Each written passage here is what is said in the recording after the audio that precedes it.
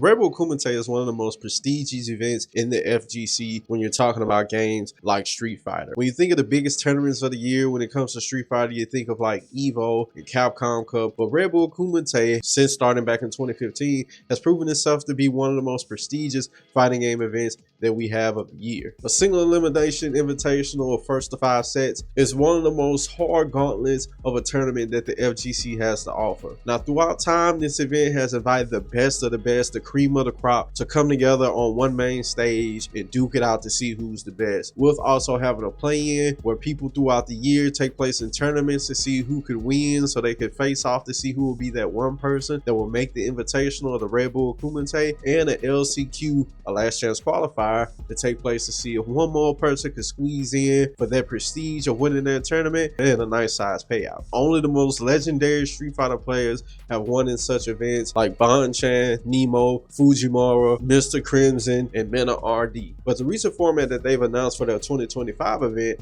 has me looking at it kind of sideways, wondering like, will this Red Bull Kumite be as prestigious as the other ones? And if they continue this in the future, will Red Bull Kumite lose its prestige? Once again, like I said, they typically invite the best of the best of the best to duke it out at these events, but this year their criteria is a little bit different. Basically, this event, they're saying that they're inviting 8 legends and 8 underdogs. So basically, for their legends, they've already announced the name like Daigo. Now, with all due respect to Daigo, we know who Daigo is. We can't take away his legacy. But in Street Fighter 6, Daigo has not been doing that hot. Yes, it's a name. Yes, it's a name that carries flair and things of that nature. But is Daigo really going to be making waves? I mean, if we look at his placings and stuff so far in Street Fighter 6, it's nothing that incredible. And also, they're going to be inviting 8 underdogs. So they're making sure they're inviting 8 people that really typically aren't what you call the best of the best. Even says it in their name, they're underdogs. Now, they're not trash. They're not anybody who just, is whack at the game or anything like that. But the name speaks for itself. Red Bull Kumite typically doesn't do anything like this. They typically invite the best of the best of the best every single time, and that's why something like Red Bull Kumite is seen as one of the most prestigious events. But with them changing it like this, does that change the way that you see Red Bull Kumite? Or do people even see it as an event that's that prestigious and just see it as like an event that's fun to watch because it's an invitational with some great players, and they really don't see it it's like some prestigious events that makes or breaks your resume as far as like how we rank you in the FGC. Me personally, I feel like Red Bull Kumite is an event that throughout its history has shown that it's one of those prestigious events that you would use in a player's resume to show how amazing he was. For example, of all the Red Bull Kumite events that's been happening since 2015, only 4 people can say that they've won an EVO title and a Red Bull Kumite title. Only 2 people can say that they won a Red Bull Kumite title, a Capcom Cup title, and an EVO title. So you see how throwing in that Red Bull Kumite in there with how impactful and how prestigious the event has shown itself can really be thrown in with your resume to use to show how much of an amazing player that you were and how you stacked up against other people in Street Fighter's time. Now, Red Bull Kumite has always been an event that leaned into high production value and things of that nature. As we know,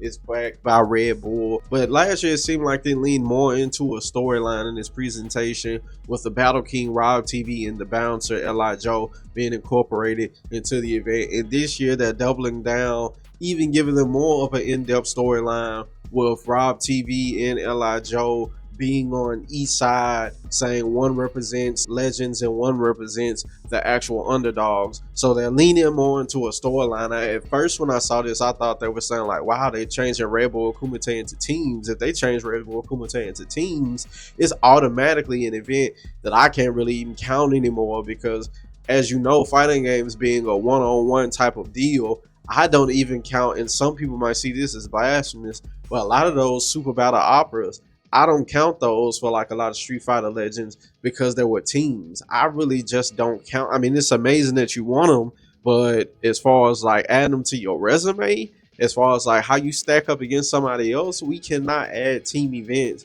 in a one-on-one type sport. But it doesn't seem like it's going to go that way, because if you go to Red Bull Kumite 2025 Start GG page, it basically says that everybody is going to be duking it out, and it's going to be every man for themselves. But it just seems like they're just making sure they have a certain criteria of player that they're inviting.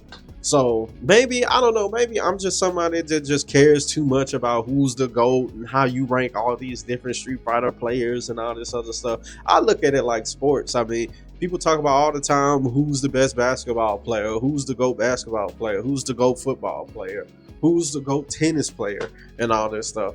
I do the same when it comes to my fighting games, and I feel like the more and more we kind of water down these events, like for example, Capcom Cup this year, a lot of people are kind of skeptical about, you know, how it is ran. Now, at the end of the day, it's not like it lost its prestige, but I will say in the past, it was much harder to win a Capcom Cup than it is now. As you know, back then, you have to travel the world and build points. Now, a lot of players just stay home or win once and stay home, and they know they automatically got a spot, and they no longer travel for the rest of the year. For example, Mina RD, he's just kind of been coasting. You know, a lot of the Japan players, once they qualify, they just stay home and just relax until the Capcom Cup. Not relax like they don't practice and stuff, but there's no reason for them continue to go to tournaments and stuff like that unless you're a player that just feels like you just want to keep yourself active, not get rusty, and you want to keep, battling in the ring. But a lot of people just chill. So with Red Bull Kumite, for me, it's looking at it like, man, will Red Bull Kumite lose its flavor, lose its prestige? Will we not be able to rank it as high as we once was with how they're doing it right now? So how do you guys feel? Do you feel like them having underdogs in this and even inviting some legends that necessarily probably isn't even the best Street Fighter players right now is really lowering how prestige, how difficult, how honorable it would be to win Red Bull Kumite? Because like I said, for example, let's just say Punk the God gets invited and they're really sticking to this, inviting legends like old school players and stuff, and these people aren't even like playing right now and stuff like that.